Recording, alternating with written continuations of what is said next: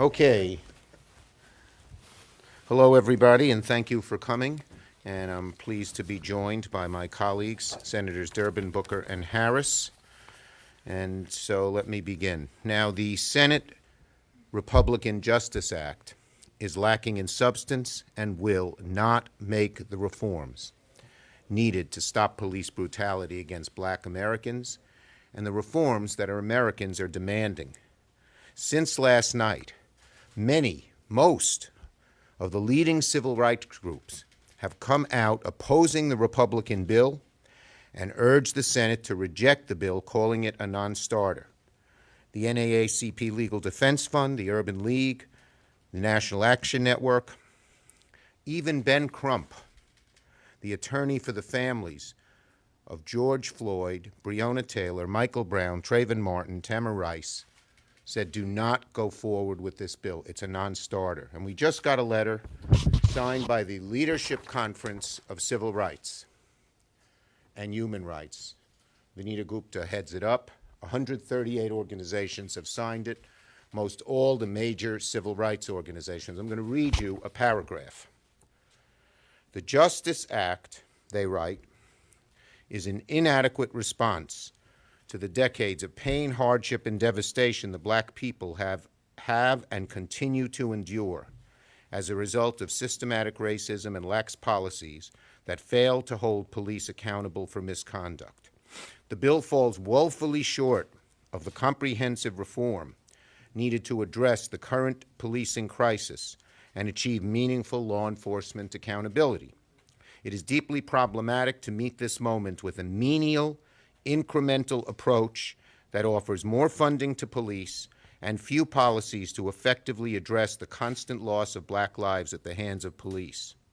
We therefore urge you to oppose the Justice Act and vote no on the motion to proceed. Now, who do you believe wants to protect the civil rights of African Americans when there is police abuse? Mitch McConnell or the Leadership Conference of Civil Rights? Who do you believe? I'll tell you who we believe. The bill, as has been outlined by my colleagues, is fundamentally and irrevocably flawed. Here's the problem. It will never get 60 votes in the Senate, nor will there is no pathway of amending the bill in a significant way that gets 60 votes on the amendments. It is a cul-de-sac, cynically designed by Leader McConnell so that he can say he can do something but do nothing. There is no way that we emerge with a bill if this is the base bill, plain and simple. And no one has outlined to us a process by which that would happen. Take the 10 or 12 issues that are not in this bill in a significant way. I don't know if any of them would pass on amendment. The way to pass bills in the Senate, major bills, well, let me just say. So when McConnell scheduled a vote this week, he led the Senate into a cul-de-sac, a dead end, a bridge to nowhere, and he knew it. There is no way a bill emerges from this process. All 100 senators know how the Senate works when Leader McConnell wants to make a law rather than score partisan points. You start out with a bipartisan process, drafting a partisan bill, dropping it on the floor, and saying take it or leave it seems to be much more about getting the burden of dealing tough issues off Republican shoulders without doing anything. Democrats, we are serious about getting something meaningful. We believe there is a path to get something done.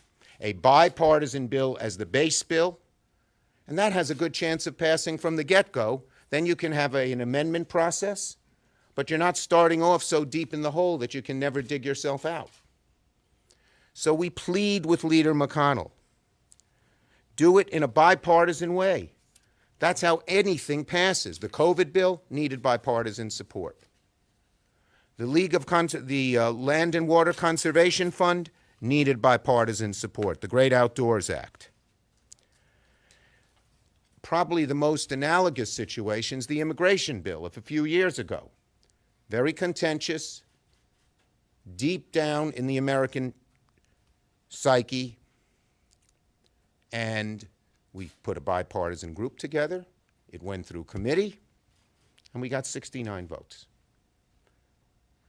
Even on issues like policing reform, we can and we must work with each other and craft a bill that can actually pass the Senate.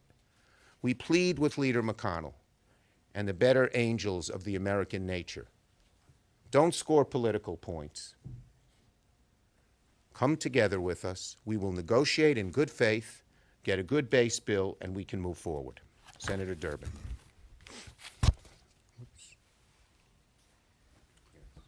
Thanks, Senator Schumer. Today in Atlanta, Georgia, a family will gather together in mourning to say goodbye to Rayshard Brooks, another black man who, according to the Fulton County District Attorney, was murdered by a police officer, despite not posing any immediate threat.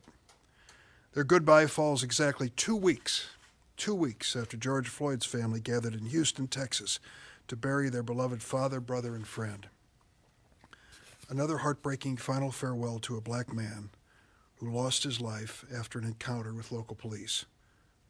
Another Tuesday in America. What we have before us in the Senate are two very different bills. On the Democratic side, I'm proud to join with Senators Harris and Booker in the Justice and Policing Act of 2020. It is a comprehensive approach to real police reform. The Republicans have their own proposal, which they've called the Justice Act. Unfortunately, it lacks any real concrete steps toward accountability so that the next generation of law enforcement actually protects and serves everyone in this country. For example, the Republican bill fails to reform qualified immunity, and it does nothing to strengthen the ability of the Justice Department's Civil Rights Division to investigate patterns and practices of misconduct. Instead of investing in community efforts to reimagine policing, the Republican bill would provide more than $7 billion of new federal funds for law enforcement over the next 5 years.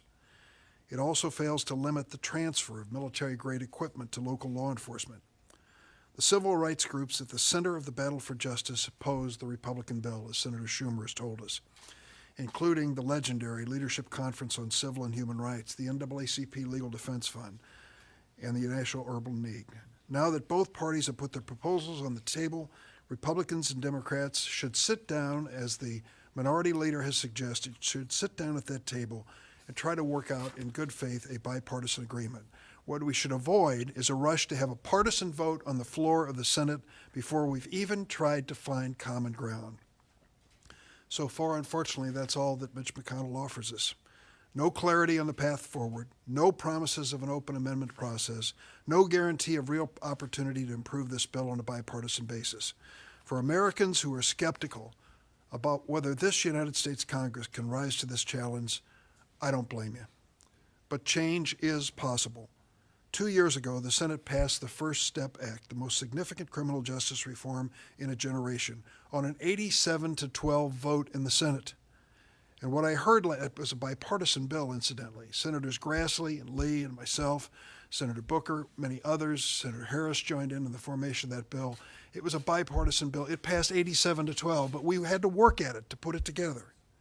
What I heard last week from almost every member of the Senate Judiciary Committee was a desire to roll up our sleeves and work toward a bipartisan agreement that can pass the Senate and do it before the American public so they can watch the process.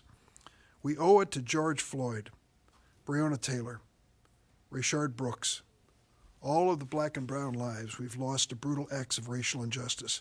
We owe it to them to take real action about justice and accountability. Let's seize this moment and work together. Let's finally make the necessary changes to create a safer and more just America. Senator Booker.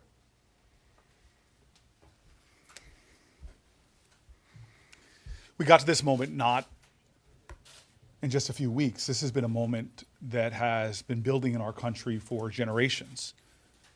There have been generational calls for accountability in police. Martin Luther King stood on the Mall and spoke specifically in his I Have a Dream speech towards police brutality. You can go to the Kerner Commission. You can go to the studies that were done in the 60s after cities were exploding, one after another, pointed to the patterns and practices of police brutality and lack of accountability, lack of transparency, and lack of consequences when police officers do horrible things. There have been people who've worked for generations to try to get to this point in America. We're now, after the gruesome deaths of George Floyd and Breonna Taylor, hundreds and hundreds of thousands of Americans have been protesting in the streets. Objective polling shows that Democrats and Republicans are calling for specific actions supported by a majority of Republicans to end these kind of nightmares. No-knock warrants, carotid holds, choke holds, racial and religious profiling. And at this moment, what do we see Mitch McConnell and the Republicans doing? They're setting up a process that they know will fail. How do we get bipartisan things done? You've heard my colleagues mention it. We saw it with the immigration reform, a Gang of Eight. We saw it with the criminal justice bill in committee. There's been no Gang of Eight call. There's been no assigning to committee. There's been no pointing out senators, go try to work this out, find the common ground, build from there. Instead, he's setting up a process intentionally knowing that it will fail, all built upon a bill that every major organization that's been working on police reform says we should not go on to, we should not entertain what is symbols and no substance. Their bill wouldn't have made what killed Breonna Taylor illegal. Their bill wouldn't have banned the chokehold that killed Eric Taylor. Their bill would not have allowed the family of George Floyd to sue on civil rights charges for the violation of his civil rights.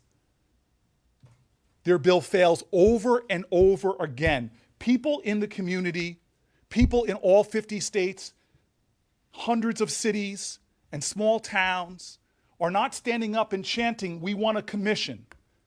We want a commission. No, they want accountability. They're not standing up and saying, we want more data. We want a study. No, they're saying that there are certain practices that should be violated. There's certain should be stopped, and there's certain transparency that we should have. And when a police officer does something that so violates the conscience of this country, they should be able to be held accountable in courts. And so this is a moment of appeal. There's a way to get this done.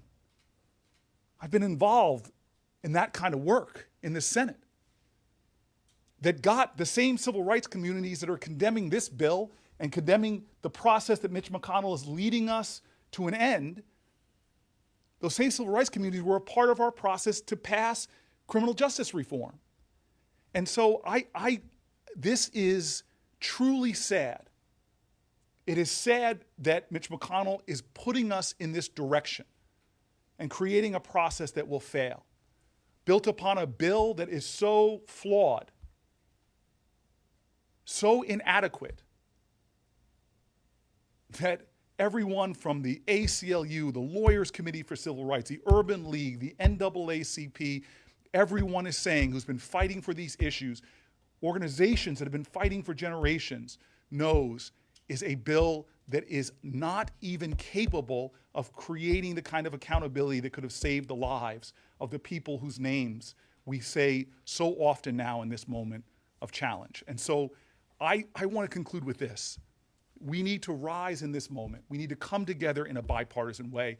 We need to get real work done that will save black lives, reform policing, and make this nation a safer place for everyone.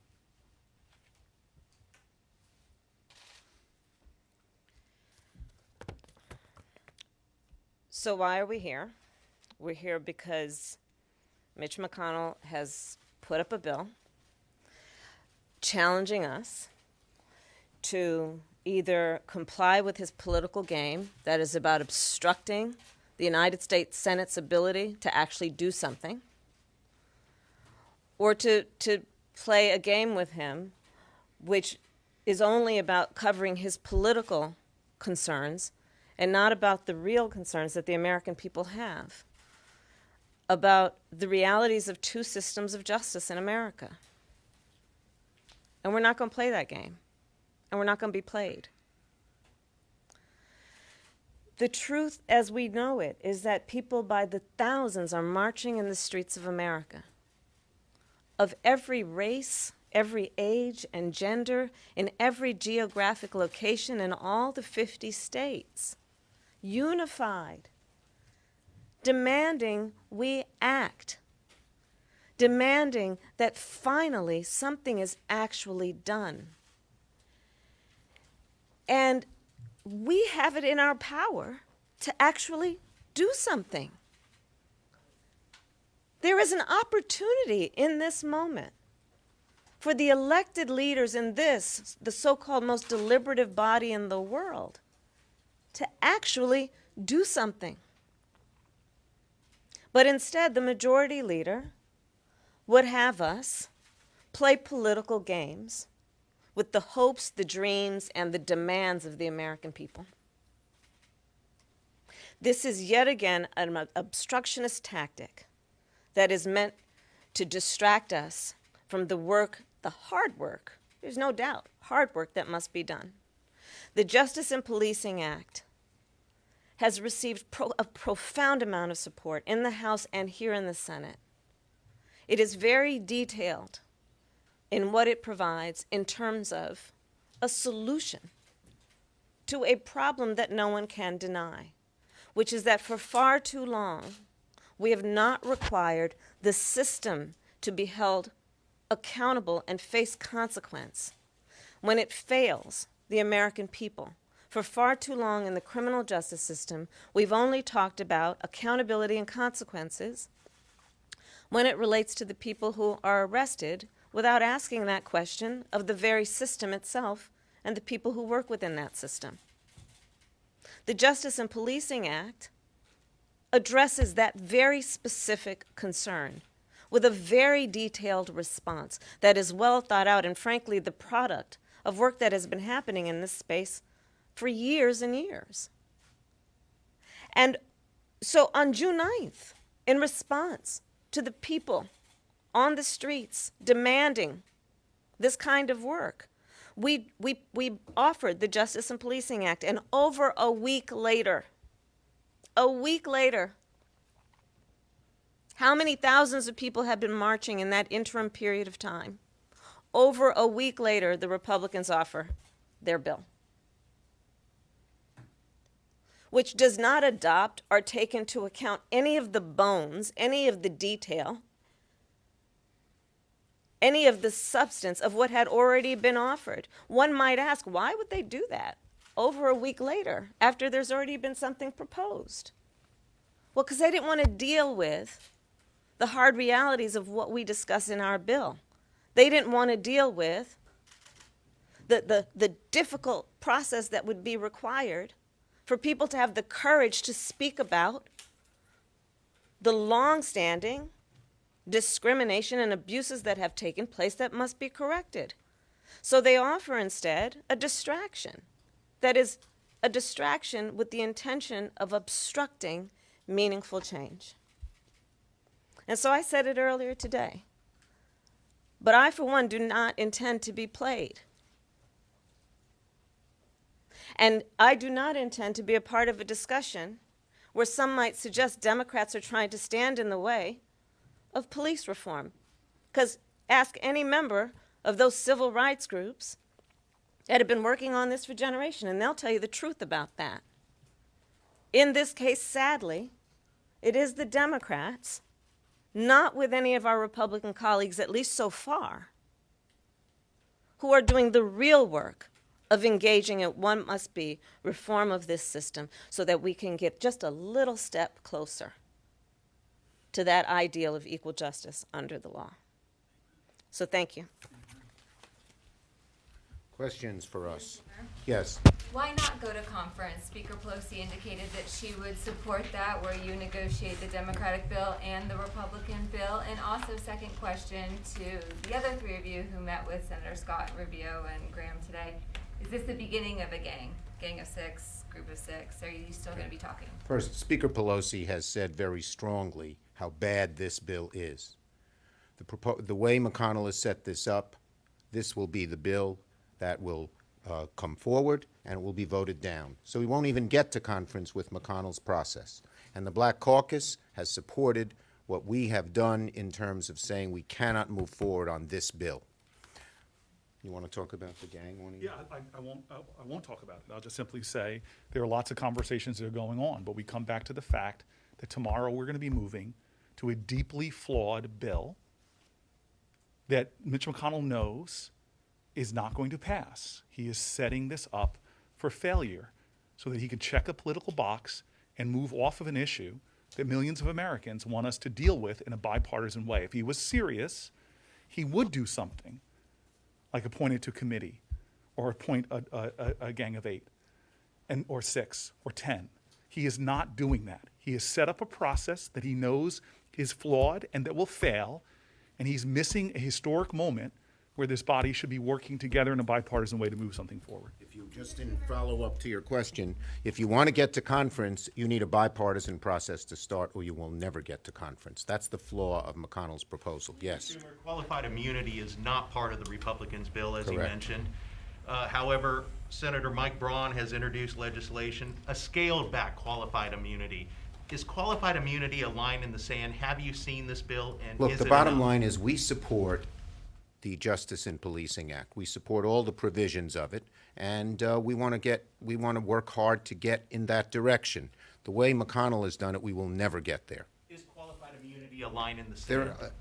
I answered your question. Senator Schumer, are you confident that you are going to have the support of everyone in your caucus Here's the tomorrow? bottom line. We're still asking McConnell to set up a bipartisan process so we can avoid the debacle that will occur if he moves to the floor. We have broad support in our caucus, no question about it. But we want a bipartisan process so we can actually get a bill passed in the Senate and get a conference. We don't want this political show that will lead to no bill. No one has detailed a way under McConnell's plan that we actually get to a bill that can pass. But your No, members are next, comfortable with next. You talked about the immediacy of this legislation and the fact that you have popular support now. Do you have a timetable on when you hope you can move something meaningful? As soon as the Republicans come to the conclusion, hopefully, maybe even today, maybe tomorrow, that we need a bipartisan bill and a process to get there. That's when we will move a bill. And the pressure will continue to mount on them. This isn't going away. The people marching in the streets aren't going away. The abuses aren't going away. The videos of abuses aren't going away. We believe that we believe the Republicans will face such pressure when they see the House pass the bill, their process has failed passing a bill in the Senate, that they will come to the table. The sooner, the better. Yes. Senator Schumer, you can answer this, or anyone up there can. Can you talk to us about the specific differences, though? So, for instance, Senator Scott, we just spoke with him. He said that the reporting requirements in their bill is very much in line with what you all want. So if there is a dramatic difference in that, can you explain that to us? Yeah, there is a dramatic difference. And that's another thing that's really laughable. Just read the language of the bill.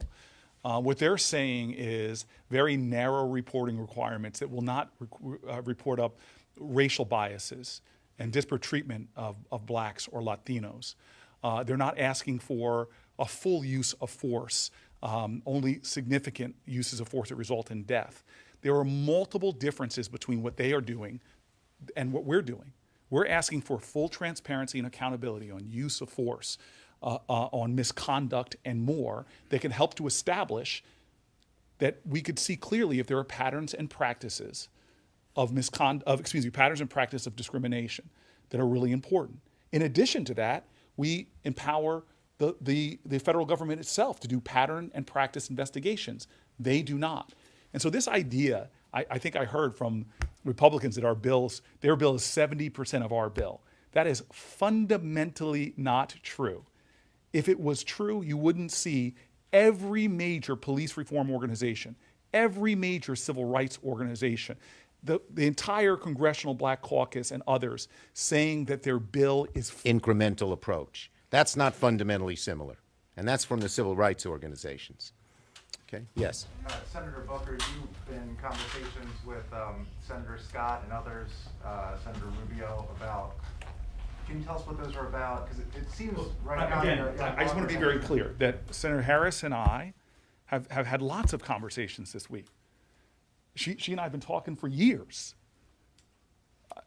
We introduced police reform legislation years ago. Been bringing this issue up constantly. And so again, I'm not going to give any public exposure to private conversations. I'm just going to tell you, enough is enough. We don't need to study this issue anymore. We don't need another commission.